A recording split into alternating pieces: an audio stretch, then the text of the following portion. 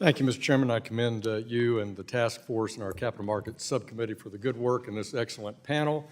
Professor Cunningham, great to see you. I've read all of your books, so I recommend them, and there's no need to send me a fee for that. I just think if you're interested in investment practices, governance, or corporate finance, you need to read Larry Cunningham.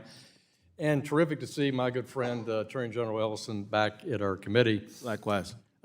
These days, it seems like our SEC is more the Securities and Environment Commission instead of the Securities and Exchange Commission. And we need to think long and hard about that, because the commission under its current leadership wants to become America's green regulator because there's not consensus legislatively about how to fully address climate. And mandating ESG disclosures for public and private companies, in my view, is drifting far from the statutory mission of the commission. Let me be clear, I have no problem if a company wants to make climate or other ESG disclosures. They're perfectly in their rights to do that. In fact, as a former private and public company director and C-suite executive, they've got a statutory and fiduciary responsibility to do that right now under current law to make sure that the investment community understands their strategies that have a outstanding human resources policy, supply chain, resiliency, and capital allocation. So if ESG factors are material to that investment decision, our law covers that today. No regulatory mandate is necessary. And to my good friend from Minnesota, I don't believe that anyone's proposing to ignore ESG to their peril, I think was your quote. In fact, we're for crafting practical, effective, cost-effective, particularly responses driven by those market participants. Mr. Ellison, you know, if a publicly traded company spends an insignificant amount of money on electricity, let's say, it's kind of hard to think about that. I'm just picking a hypothetical example. I know lawyers don't like hypothetical examples. Should, you know, and as they consider disclosing it, if it's not material to them, is that really something they should spend a lot of time on? I mean, it's that practical aspect of materiality. If something's not material, then it need not be considered. But so often, ESG considerations are material. Mm-hmm. But I think, don't you think that fiduciary statutory obligation of that C-suite and that board is there now to make that determination, as opposed to it being literally a mandate across the board for every public and private company, one size fits all? I mean, really.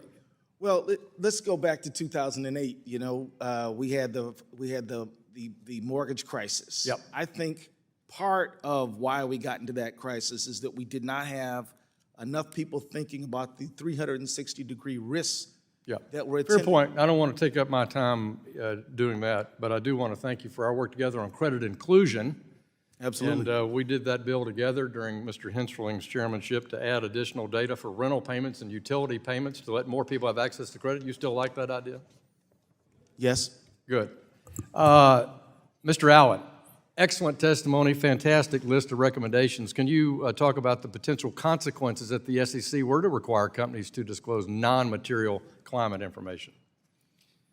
Thank you for the question. I think the biggest consequence would be, well, several consequences. There would be first significant costs imposed on public companies.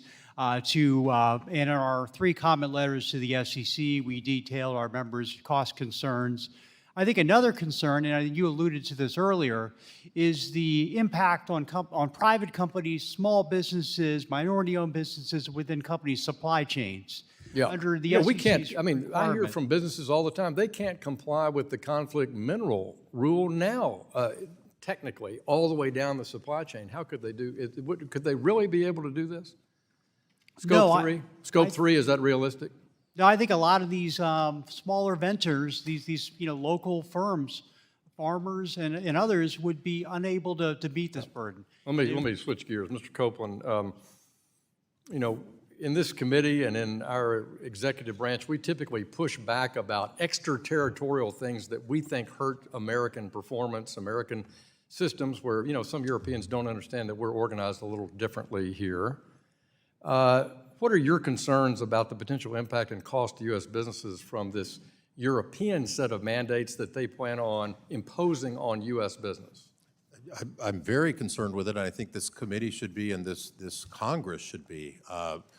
Basically, in a nutshell, what they're talking about doing in Europe is creating a form of climate disclosure regulation that applies not only to subsidiaries of American companies operating in Europe, but to the parent companies themselves. So they're going to. Thank you. My time's expired. I yield back. But if you have more, would you please respond in writing on that question? Thank you. Yield back.